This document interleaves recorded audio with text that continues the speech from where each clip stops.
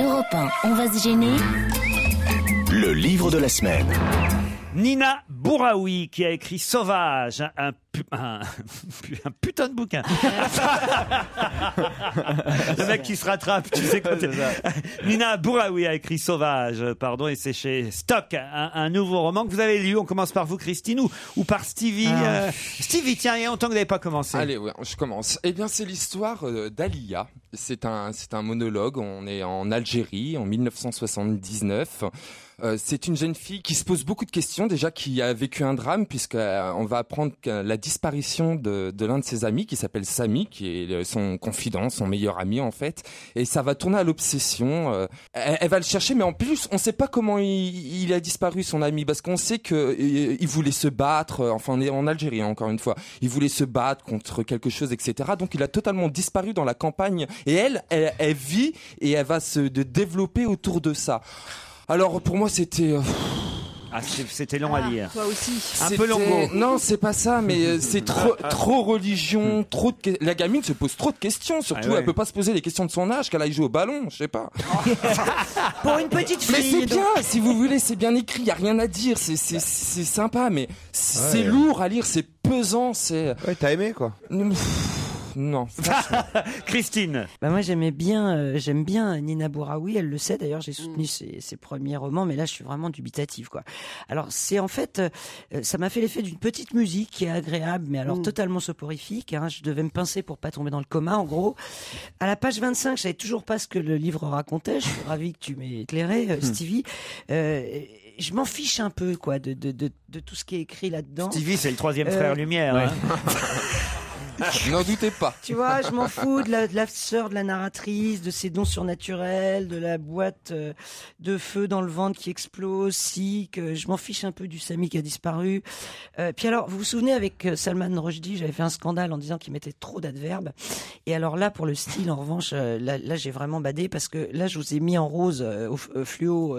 Oui, vous avez stabiloté les adverbes. J'ai stabiloté. Non, c'est pas les adverbes. Ouais. Ce ne sont pas les adverbes, ce sont les cela.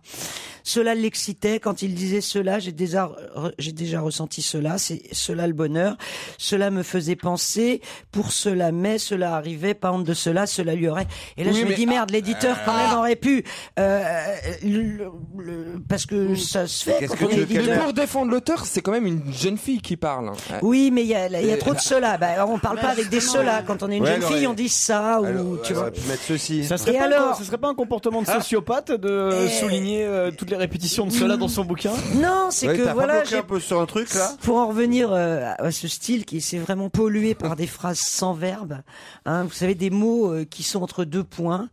Je me lève, point. J'ouvre la porte-fenêtre, point. Je te réveille pas, comme d'habitude. Sur toi, je remonte le drap. Il y a des verbes là. La que vous mer mettez pas au loin, point. Ah oui, là d'accord. L'odeur de la terre après la pluie, point. Ah, c'est bon ça. La brume, virgule, au loin, point. Tu vois, ça me gonfle. Isabelle Motro. Oui, alors je partage l'avis de Stevie et de Christine. Hein. Vous vivez à 3? Je trouve que non, mais on a lu le même livre. Mais non, parce qu'on s'est même pas consulté. Non, mais partagez la vie de quelqu'un. Partagez la vie. Ah là là, mais je suis pas habituée. Moi, je l'ai pas lu le livre. Hein, je suis pas habituée à ce qu'il fasse des jeux de mots subtils. Alors. Bon, c'est subtil ça. Je les repère pas. Non, c'est vrai que c'est dommage parce que on n'a pas envie de dire forcément du mal de Nina Bouraoui qui a écrit d'autres romans qui sont intéressants. Mais celui-là, j'avoue que moi non plus, j'ai pas accroché à l'histoire, j'ai pas accroché au style. Vous savez quoi, on s'éternise pas là-dessus. C'est le dernier roman de Nina Bouraoui. Un putain de bouquin. Ça s'appelle Sauvage et voilà, ça n'a pas convaincu nos camarades. Dans un instant, cinéma avec Monique Pantel. Europe 1, on va se gêner. Ciné, Motro. Pampan. Les films sortis cette semaine. Bonjour Monique, alors. Bonjour Laurent. Et quel courage vous avez. Ouais, c'est bien. Bon, vous êtes une femme formidable. Bon, j'ai vu Blitz, j'ai rien compris. J'ai vu Mike, j'ai pas compris grand-chose non plus. J'ai vu Omar m'a tué. Là, j'ai eu le coup de cœur de la semaine. Hein. Et puis j'ai vu Pater qui m'a fait... Je ne saurais pas vous dire avant. Hein. Il ne faut pas le dire à Laurent. Hein. Et puis alors donc, Blitz, ce qui est bien, Omar m'a tué. Omar m'a tué. Et ben, il m'a fait pleurer, bon. Et merci beaucoup. Et vous êtes formidable, je le dirai jamais assez. Hein. Bisous, au revoir. C'est par qui? Quelle bande pardon. On vient en fait de vous diffuser le message que Monique Pantel nous laisse sur le répondeur dans la semaine avant d'intervenir sur l'antenne. Vous étiez dans un drôle d'état, Monique, ce soir-là. Hein?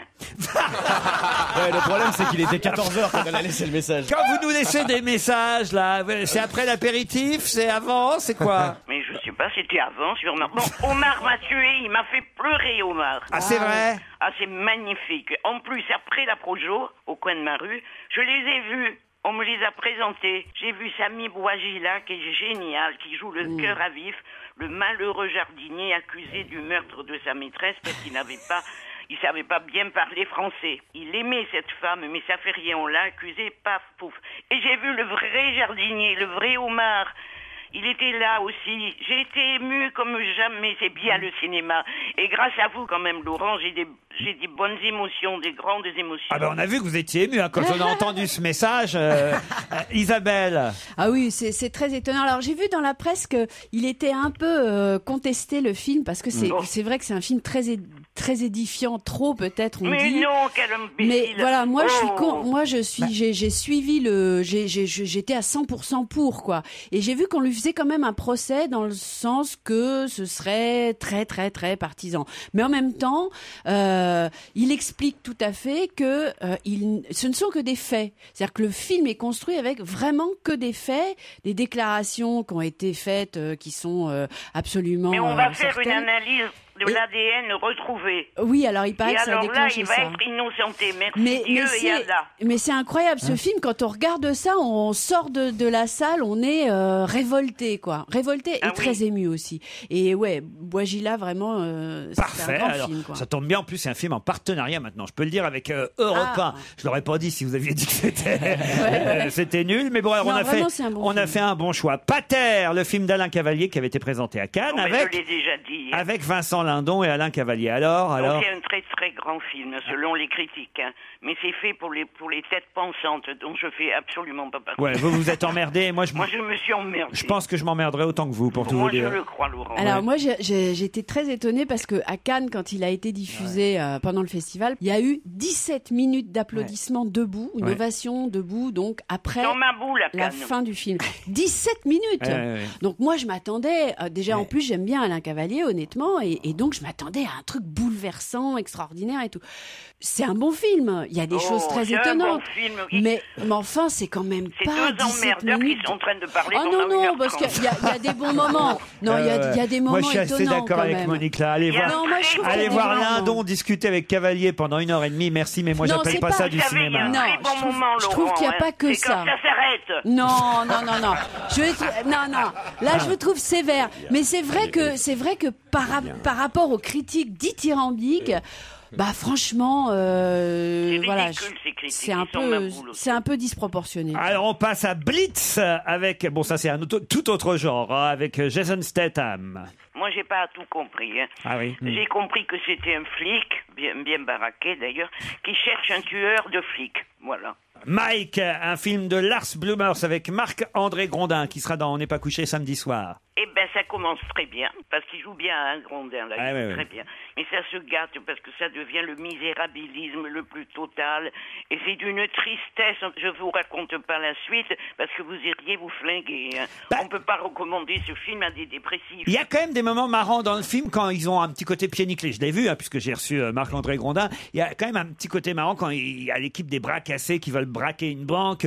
Il y a quand même des passages rigolos dans ce film. Mais c'est quand même lugubre. Hein. Mike, c'est sorti mercredi. Vous n'avez pas vu l'élève du Cobu avec Elie Moon? Oh non, merci, j'ai trop entendu dire de mal. Ah la vache. Oh bah c'est dommage. Moi, j'en ai discuté avec Monique avant, je me suis rangée à son avis. Vous n'êtes pas allé non plus voir l'élève du Cobu? Non, puis alors, il y avait un très... faut quand même signaler un truc. C'est dommage parce que quand même, il fait une belle carrière cinématographique, Elie Moon.